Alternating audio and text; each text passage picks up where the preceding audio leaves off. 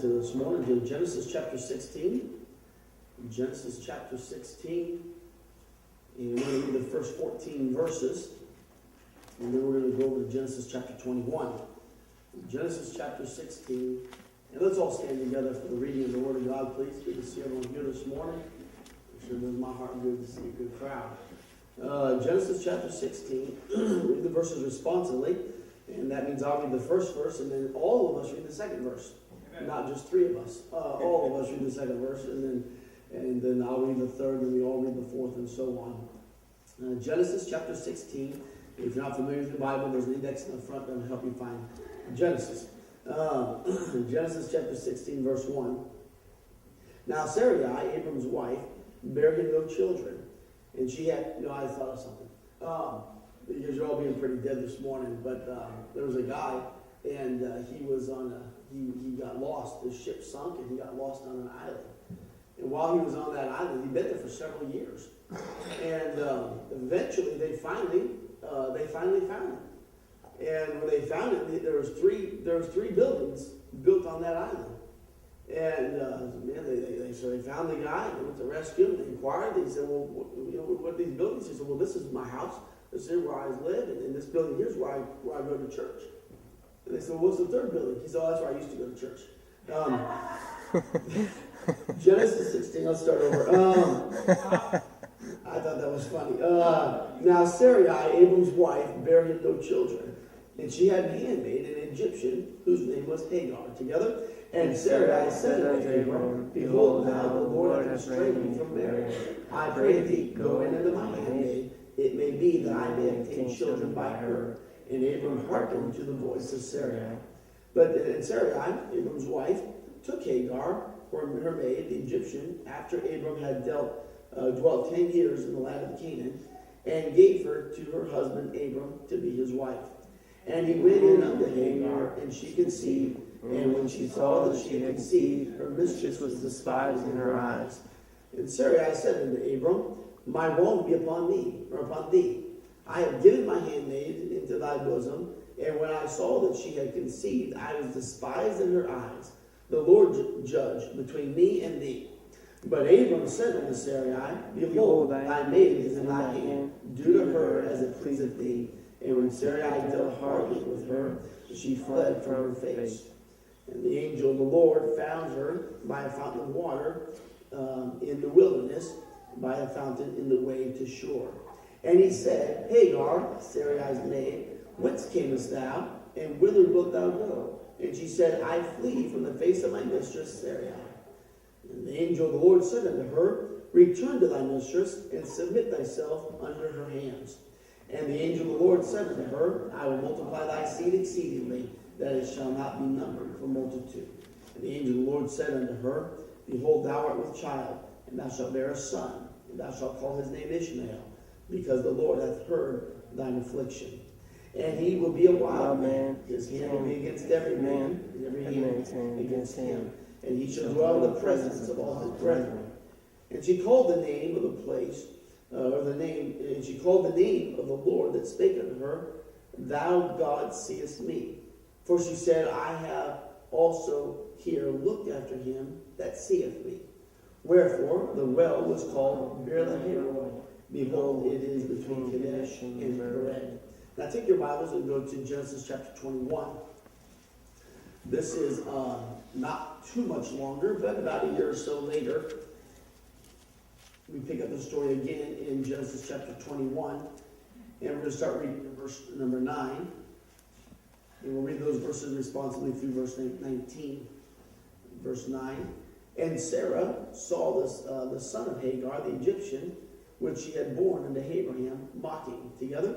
Wherefore she said unto Abraham, "Cast out this bondwoman and her son, for the son of this bondwoman shall not be heir of my son, even with Isaac." And the thing was very grievous in Abraham's sight, because of his son. And God said unto Abraham, "Let it not be grievous in thy sight, because of the lad, and because of thy bondwoman. In all that Sarah hath said unto thee, hearken unto her voice, for in Isaac shall thy seed be called. And also of the son of the bondwoman will I make a nation, because he is thy seed." And Abraham rose up early in the morning and took bread and a bottle of water and gave it to Hagar, putting it on her shoulder. And the child and sent her away, and she departed and wandered in the wilderness of Beersheba. And verse 15, and the water was spent in the bottle, and she cast the child into one of the shrubs. And she went and sat her down over against him, a good way off, as it were a bow shot. For she said, let me not see the death of the child. And she sat over against him, and lifted up her voice, and wept. And God heard the voice of the lad. And the angel of God called to Hagar out of heaven, and said unto her, what aileth thee, Hagar? Fear not, for God hath heard the voice of the lad where he is. Arise, lift up the lad, and hold him in thine hand, for I will make him a great nation. Now I want you to look at verse 19, and let's read that aloud together. And God opened her eyes, and she saw a well of water, and she went and filled the bottle with water, and gave the lad drink. And so let's pray here this morning. Heavenly Father, I pray that you bless this time here this morning. Very, very important, God, that you speak to our hearts, and that we leave this place having heard from heaven. If all we did was go to church today, then we're no better than somebody who went to Walmart today. If all we did is come here to put in our time, we're no different than going to serve our jury duty. But we came because we want to hear from the Spirit of God to take our life and make it better for thee. We ask you to use it now in Jesus' name. Amen.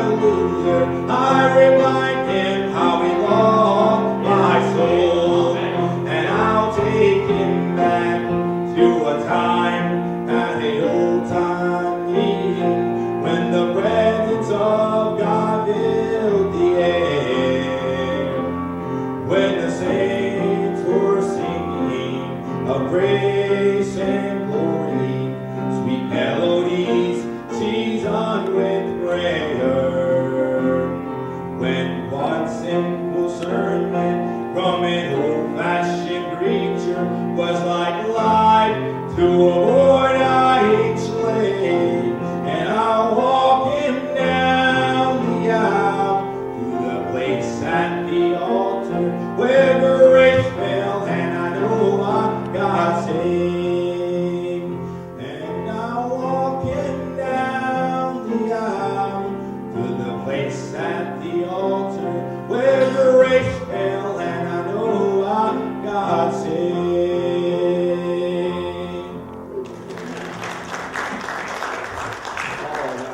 pray here, please. Our Father, I pray you bless this time here. Use the truth to help us, we ask, and we commit it to you. And please speak to our hearts. Encourage us this morning. In Jesus' name, amen. Hagar and Abraham and Sarai. A very familiar story, I think, to many of us. Abraham found a lot of grace in the eyes of God. He was a friend of God. And the Bible says that God came to him and told him that you were going to, your wife is going to conceive, Sarah is going to conceive, and Sarai, and she's going to have a child. And from that child, because of your seed, you're going to have a nation born unto you. Your child, your son, will then have 12 sons, and those 12 sons will be 12 tribes, and it'll quickly grow into a full nation under your out of your loins. And so the problem was that Abraham was getting pretty old, and so was Sarah. They were pretty old, and they thought, well, we haven't been able to have a child all this time. Why do we think all of a sudden our old age we're going to have a child? And they got scared, and through the promise of God did not seem like it was being fulfilled. And by the way, God often works that way. He waits until it's obvious God did it. God oftentimes wants to, there's no question who did this. God did this. And that's the way God likes to work. He likes those kinds of odds. But there's no child born, and so Sarai took her handmaid in the house, had been there for many years, and said, I want you to take her and have a child with Hagar, and then we'll take that baby and we'll rear it as our own, and we'll have the nation born unto us. Now the problem with that is that's not the way God wanted it done. You got to be careful doing things. God has a plan, and He has a way He wants to execute that plan. It's not a matter of us taking matters in our own hands and say, well, see, God wants that person punished, so I guess I'll go punish him. No, let God handle that stuff. We need to let God be God and us be the followers once again. But they took Hagar, and she got pregnant by Abraham. And as soon as that happened, boy, Sarah got jealous. Boy, she got jealous, and they got upset. And those two women couldn't get along all of a sudden. And so Sarah kicked her out of the house. And said, just get out of here. So she leaves. She has nowhere to go. And so she leaves. Here she is now pregnant and leaves by herself and banished from the house. And as she goes, the Lord finds her. And the Lord talks to her. And the Lord says, listen, don't worry about it. I'll fix this situation. You need to go back home. Go back home. It'll be okay. You need to go back home, and I'll take care of it. He said, but I understand. I see what you're going through, and I know what you're doing here. The Bible says when God spoke to her, she was by a well. And the Lord spoke to her and told her to go back home, and she took that well, and she named that well. She gave that well a name. Names in the Bible always meant something. And so she named that well, she named it Bir Lahai-roi. And the reason why he said there was because, it was in verse number 13, he said, because God sees me. And because God sees me, that's what Bir Lahai-roi means, God sees me. So I'm going to name this Bir Lahai-roi. And so she named that well. She goes back home, and she's accepted back in the house. And not long after that, Sarai conceived the child also, as God promised. God always keeps His promise. But she conceived the child. And then as time goes by, months pass, both children are born. Now you have Sarai has the right child, the one God promised, named Isaac. And then you have Hagar has another child, but that child was an illegitimate child outside the will of God, and that child's name was Ishmael. Now God, here's the graciousness of God. God said, hey, Abraham, because Ishmael is also your child, I will not only make you father of one great nation, but I'll make you father two. And He did. He fathered, through Sarai and Isaac, He fathered the Israelites. And that was God's chosen nation. But do you know that Ishmael also fathered a nation? And it is what we would know today as the Muslims, the Islamic people. that was, they all came, and that's what the Bible says, they will be against every man, and every man will be against them. And it's funny how they become enemies of God's people. And these brothers are enemies from the very beginning. And they were to fight each other from there on. Well, once both children are born, Sarai once again gets very jealous, and she takes and says, that's it, get out of here. And so she kicks Hagar and that baby out of the house. Abraham gives her a little bit of food and gives her a canteen of water and says, sorry, you gotta go. And I'm sure the Bible did say it bothered Abraham because that was his son. It hurt him also, but he kicked him out of the house. And the Bible says here that they went on the way to they were in Canaan land. They left Canaan land and they were headed to the wilderness of Shur. But on the way to the wilderness of Shur, they passed through a place called Beersheba. And Beersheba is where she was the first time when she got kicked out of the house. And she got kicked out and she sat down on a well of water. And here she is, not sure what to do, lost and confused and crying. But she names that well Beer Lahai Roi. God tells her to go back home. Because Beer Lahai Roi means I see you. God sees me. God said go back home. She goes back home to Canaan land. Maybe a couple of years later, gets kicked out again. Now she's leaving again. But now she has a little bit of food and a little bit of water. As she travels along, the water runs out, the food runs out, and this child is crying. The child is near death. It's a hot land, it's a dry land, and she knows that the child is going to die. So what does she do? She takes this baby and casts it under a bush, lays that child down in the shade under a tree, and she said, I can't bear to watch my child die. And she leaves and she goes a few hundred yards out to where she can no longer see or hear the child crying. She gets out there and leaves that baby to die. When she gets out there alone by herself, all of a sudden, you know what? God speaks to her. And God comes to her again and says, What aileth thee, Hagar? What are you doing here, Hagar? We read that in chapter 21. What's going on, Hagar? Why are you here? And she said, I can't stand to see the death of my child. And then this is so good. God opened her eyes, and you know what she saw? That well. She saw that well. And God says, hey, look, you're right here. Don't you remember? Don't you remember a couple years ago, I met you right here? A couple years ago, you named this well out of great faith. You said, I'll call this place Beer Lahai Roi because God sees me. Have you forgotten, Hagar, that I still see you? Have you forgotten? Just because 2 years have passed does not mean that I don't see you anymore.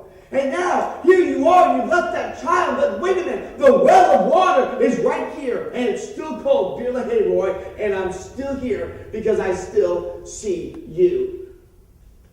You know nothing escapes the eye of God. Right. Nothing does.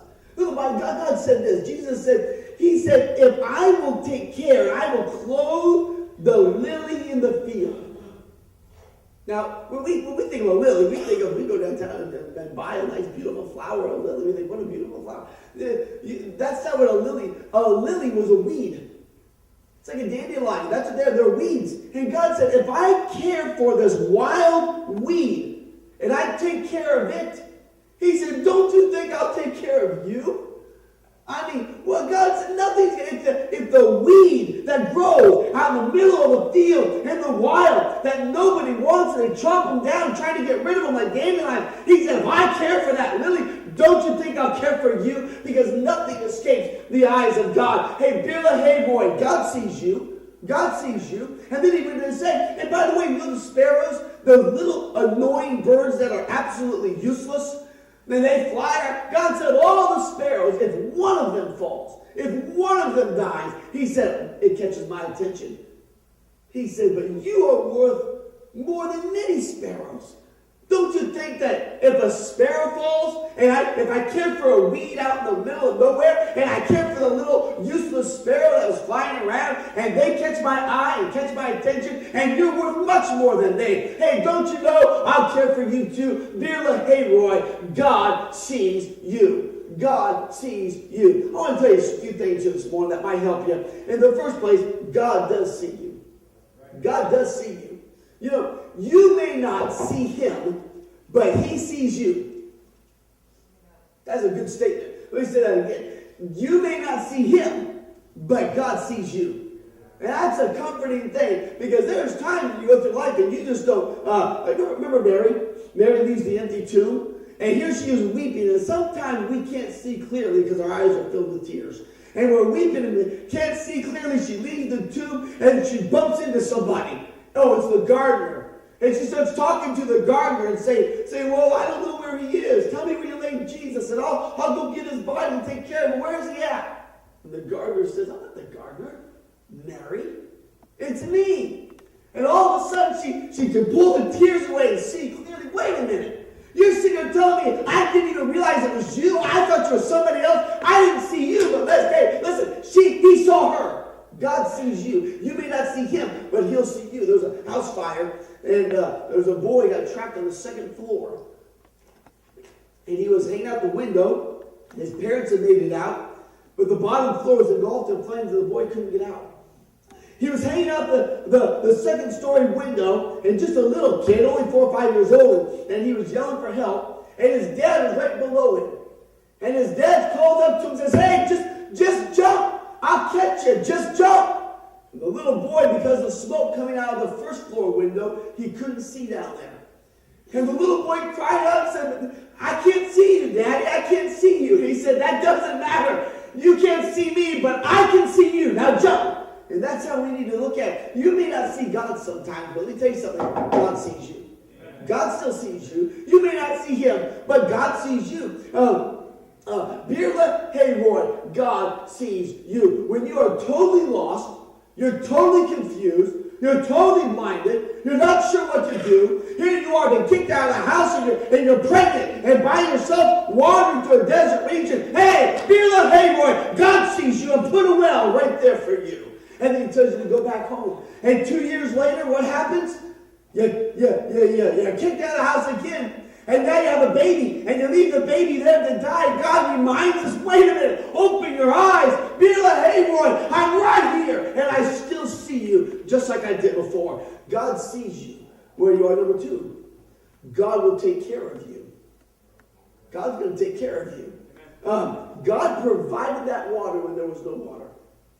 There was no hope. Her water was spent, and she didn't know what to do. And she put the baby down to die, and she went on her way. And God said, Birla Hayroy, Hagar.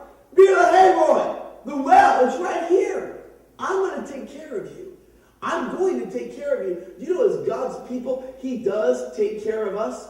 Well, if we must stay in his will. But if we stay in his will, then there is provision. Now, there's no provision outside of God's will. Are you listening? Outside of God's will, there's no provision. But if you get in God's will, and you stay in God's will, and you're a child of God, Romans 8:28 says, all things work together for good to those who love God and are called according to his purpose, or you could say are in his will. If you love God and you're called according to his purpose, and you're living his purpose for your life, and you're in his will, you love God, stay in his will, it's all taken care of. All things work together for good. You know, nothing can destroy you. Nothing can tear you apart. Nothing can root. Listen, God is there. If you'll stay in his will. Hagar was in God's will. She didn't know what to do. She obeyed God and went home. And then they kicked her back out. She had nothing to do, but she stayed where she was supposed to be. She did what she was supposed to do. And all of a sudden, God looked down and said, I'll take care of you. Here's the well of water. Birla Hayroy, I see you. I see you. When you're doing what you're supposed to be doing, God sees you. When you're doing what you're supposed to be doing, God sees you. Number 3, listen, God cares about your situation. God cares about your situation. Now, he may not fix your situation the way you want him to fix your situation, but he does care about your situation. You know, it's funny how we have all the answers. At least I do. I can tell God how to run the universe. You know, I got all the answers. I can tell him how to run it, how to fix it, what to do with these people, how to fix. I got could tell God how to run the place if he just asked me. But he won't ever ask me. But you know what? God, he knows your situation, and he will fix it, maybe not the way you want it fixed, but he will fix it. He will fix it. And sometimes we gotta, it's like the guy, the Bible says that tribulation worketh patience. So there's a guy praying for patience. God, give me patience. God, give me patience. And God goes, okay, here's some tribulation. So that's not what I asked for. Yes, you did. You asked for patience. I just went about it differently than the way you wanted me to go about it. But tribulation will give you patience. And but God will fix the problem. Bir lahevoi. God sees you. And you know God cares about you. You know God cares about your problems in life. You know, Sandy's moving in a week. And I imagine you're a little nervous about that. Are you driving down? You're going to drive down by yourself? No, I have somebody going. Okay, good. So she's driving down. She's probably a little nervous. New place, new house, new job, new church. I mean, just that alone is heartbreaking. New pastor, one that doesn't know how to preach very well, isn't very good looking, all those terrible things, Sandy. And but you know, all these new things. But you know what? God sees you. Bir lahevoi. Hey, open your eyes. God sees you. Bir lahevoi. It's going to be okay. And God said, I care about you, Sandy. I care about your situation. And I know where you're headed. Nobody else knows where you're headed, but I know where you're headed. And I'll take care of you. And that's because God cares about your situation. 11 babies have been born this year in this place. I don't know. I think it has something to do with the water around here or something. Stop drinking from that water fountain, whatever you do. And but 11 babies around here, and a few of them are sick. A few of them have some issues. You know, God sees you and your ill child. He sees that. Bir lahevoi. I know 3 babies that have significant issues, but God sees you. Bir lahevoi. Hey, listen, there's a well of water right there. God sees you. Now, you may not see God, but God sees you. And God cares about you. And God cares about your child. And God cares what you're going through. And when your heart is broken, and you're not sure what to do, and you're sad, and you're confused, listen, Bir lahevoi. God sees you. God cares about your situation. Are you failing health in your sunset years? And your health begins to wane? Guess what? God sees you. And God cares about you. You know, God cares about you. We tend to think that God gets too busy for us. No, he doesn't. God cares about you individually and your individual problems and situation. God cares about you. So when nobody else knows your health issues, God knows. And when nobody else understands the way you feel, God knows how you feel, and he cares about your situation. Hey, when you're going through your midlife crisis, God sees you, and God cares about you. Now, and by the way, you don't have to go through a midlife crisis. You don't have to go through a midlife crisis your whole life to flip upside down. No, you don't have to do that. You have to just stay with, when you go through your midlife crisis, just do what you've always done. Now, if I show up with a sports car someday, then you become a hey preacher. You got that cherry red sports car and purple hair. Come on now. But listen, just stay where you are. Do what you're supposed to be doing. And God cares about you. God cares about those confusing times of life that come. God sees you, and God, Bir lahevoi. God cares about your situation. Right? You have these fears that come in life. Some of you graduating. Man, I remember when I graduated from high school, it was like, I'm a bona fide adult. I'm responsible now, as I'm supposed to be. And, you know, what am I going to do now? You know, that's a scary time. I remember wondering, how does my dad know all these bills? He always said I have to pay bills. How does he know when to pay and how much to pay? Well, I figured it out. They will let you know how much to pay and where to put the payment. They know. And they will not let you forget. Don't you worry. But, you know, you get that scary time of life like, man, what do I do? Hey, listen, Bir lahevoi. God cares about you, and he'll guide you, young person. Maybe you're coming up on retirement, and you don't feel like you're financially set to retire.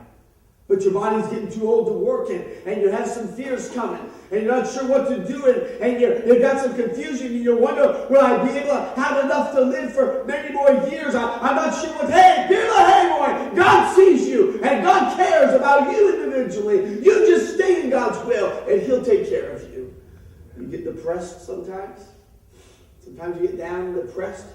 And you walk around, you're not sure what to do. And you maybe don't even know why you're depressed. But it seems like the weight of the world is on your shoulders and you're lost and you're confused. Hey, hey, boy, God sees you. God sees you and God cares about you. Boy, we got to realize how important that is. God sees you, Hagar, and he cares about you. Next of all, though, listen, God also knows your circumstance. He sees your circumstance. You know, it wasn't Hagar's fault. It wasn't Hagar's fault that she got kicked out. She had nothing to do with that.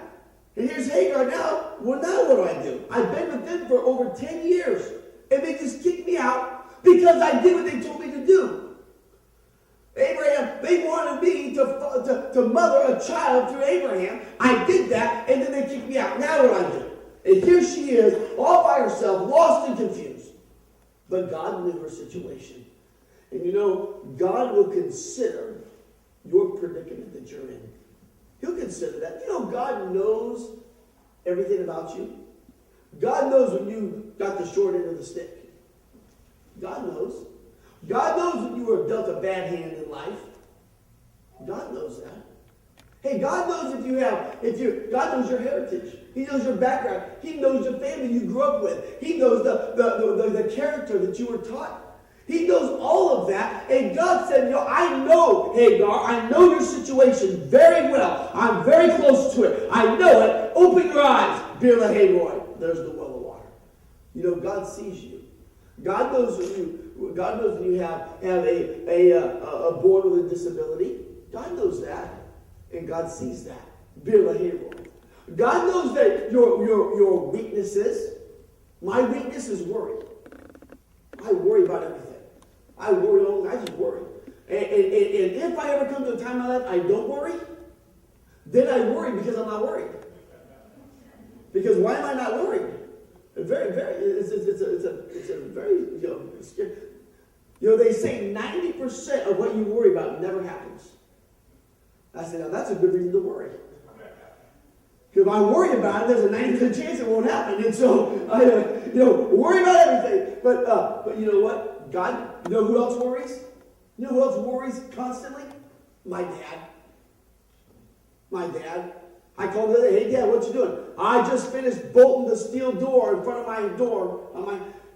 He built outside of his door. He built I think it's an inch thick steel plate on hinges, concreted into the ground in front of his door. And he put another door that looks just like his door on top of it, so it looks like the regular door. He's out there one day, and some guy came to visit him. He's out there knocking on the door. And my dad can't hear anything, so there's a steel plate, and he's knocking on the door. And I said, what are you doing? He goes, I just fixed it, so now it's on a remote control with a motor that will unbolt it so I can get in the house.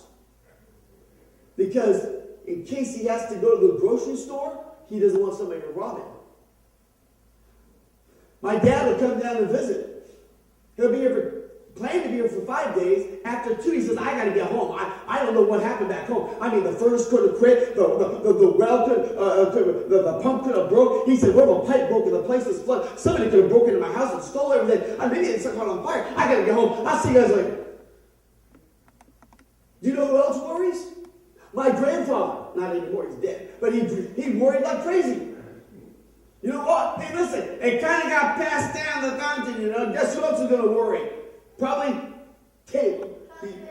He's going to be a worry wart. Always worry about his hair. Does my hair look good? Stuff like that. Always worry. And, but listen. Hey, God knows your predicament. And God knows your weakness. And if your weakness is worry, God says, Beer Lahai, I see you. If your weakness is a temptation, Beer Lahai, God sees you. If your problem is the way you grew up, Beer Lahai. If your problem is your disability, Beer Lahai. If your problem is your fears, Beer Lahai. I'm simply trying to say God sees you, and God hears you, and God knows you, and God cares about you, and He knows your circumstance, and He's willing to work with you. Next of all, God also keeps His promises. Right. Boy, that's good. Abraham goes against God, does it the wrong way, takes another woman, gets her pregnant to have a child, trying to fulfill God's will, completely illegitimate, and that child is born. And do you know what God said? God said, I promised you that the children that came out of your loins would father a nation. Now, yes, I'm giving you Isaac, and he'll father the nation I wanted you to father. But I'll tell you what, because Ishmael is your child, I'll make sure he fathers a nation also. What a God. Even though that would have been a wicked nation, God kept his promise. Because you know why? God, you can count on God. You can bank on God's word. So often, we think God missed us. We feel like God just forgot about us. I mean, 7 billion people in the world, you know. Who are you? Who am I? God's got other people he has to worry about, you know. Why would he worry about me? And so often, even David said this. David said, looked up to God and said, God, have you forgotten to be gracious? He said in another place, hast thou cast off thy people? I mean, several times in the book of Psalms, David looked up and said, God, did you forget about me? Have you forgotten that I'm alive? But you know what? God didn't forget about you. We can bank on these promises right here. Barely, hey, Roy, God sees you. It doesn't matter how small you are or how insignificant you think you are. God has not forgotten you. Abraham, the father of Israel, the friend of God. Man, God's got some important things to take care of.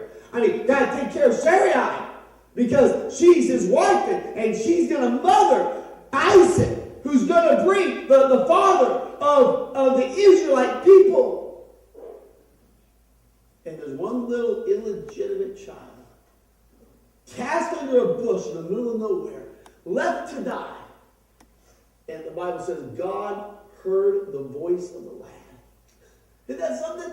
God said, wait a minute. I didn't forget about you, Ishmael. I'm right here. I'm as much your God as I am Abraham's God. And you know what? He's as much your God as he is Abraham's God. And he's as much my God as he was Moses' God. And God has not forgotten about you. And God will keep his promises. Reach in this book and grab a promise and cling to it and say, God, this is what you said. This is what I'm banking on. This is what you told me. I mean, yes, it's stepping out on faith. And yes, it's like jumping off a cliff sometimes and you're hoping that the parachute works. But you jump out and say, God, this is what you said and I'm going to run with it. And God always keeps his promise and always keeps his word. You can bank on it.